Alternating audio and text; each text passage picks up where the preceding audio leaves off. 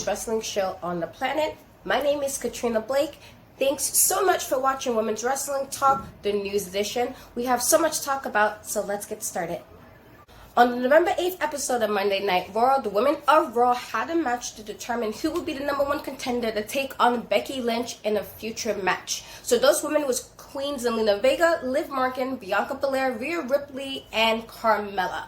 Liv Morgan wound up winning the match and becoming the new #1 contender. There was a bit of a standoff between her and Becky Lynch. Now, with that being said, I am interested to see what WWE will do with Liv Morgan and see how well they'll push her.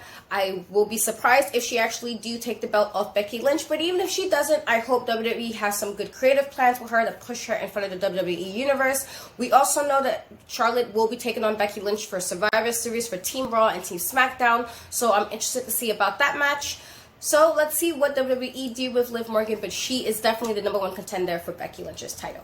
On the November 4th episode of Impact Wrestling, it was announced that the IInspiration, Jessica McKay, and Cassie Lee will take on Decay, which is Havoc and Rosemary, at Impact's Turning Point on November 20th, 2021. Now, you know the IInspiration became Knockout Tag Champions at Impact's Bound for Glory. So I'm a really big fan, particularly of Jessica McKay. She's always very entertaining to me. So we'll see what they do. I do believe they will leave Turning Point still champions, but who knows? You know, wrestling sometimes just do a swerve and we have whole new champions all of a sudden. So let's see. But I am interested to see if the IInspiration will keep their titles. I do think it will be an entertaining match. On the most recent episode of Chelsea Green's Green with Envy podcast, Chelsea Green did state that she is in talks with growing her podcast brand. She originally wanted to go with Barstool Sports, but she got tired of waiting, so she is in talks to expand her podcast elsewhere. She also said that she will be working with Playboy to do digital content that will not be photo shoot based. I am interested to see what they do with Chelsea Green, so look out for that. On the November 8th episode of AEW Dark Elevation, we had a couple of women's matches on the card. The first match being between Riho and Tootie Lynn. Now, Tootie Lynn has been waiting to make her AEW debut, which she did. And if you didn't know, fellow co-host Stephanie Hardy also had Tootie Lynn on her podcast, so if you have a chance, please check that out.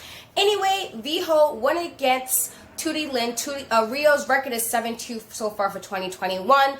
And it was a really, really entertaining match between the both of them. I'm fans of both women. But Riho definitely did get the win, even though Riho did say that she was a fan of Tootie Lynn and thinks she has potential. So that's interesting to see what they do with that. The other match in the card was between Ruby Soho and Ryo Mizunami versus Emi Sakura and Nyla Rose. Now, this was a really entertaining match. I did think there was a lot of audio issues throughout the match, and I'm hoping that next week they will do something to make sure we don't have audio issues, because while it is YouTube, it is also a show. You don't want to try to figure out what's happening or what's going on. But anyway, the match was really entertaining. By the end, Ruby Soho and Mizunami did win the match. However, it is important to note that during this, Chris Statlander, who also had an interview with Women's Wrestling Talk, so please check that out on Fite TV, did come out to kind of help Ruby Soho, which was one of her, opponents in the TBS tournament quarterfinals. So after the match, there was a really tense handshake between Statlander and Soho. It got really kind of like tension there, and I was excited, like, oh, okay, let's see what's happening next.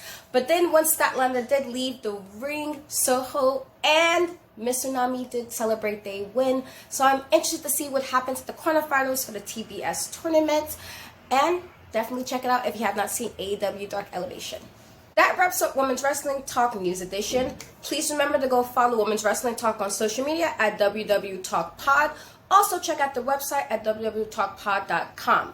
You can find me in Cat We Trust on Instagram and Twitter, the E's of 3. You can also find me on Facebook, YouTube, and Twitch.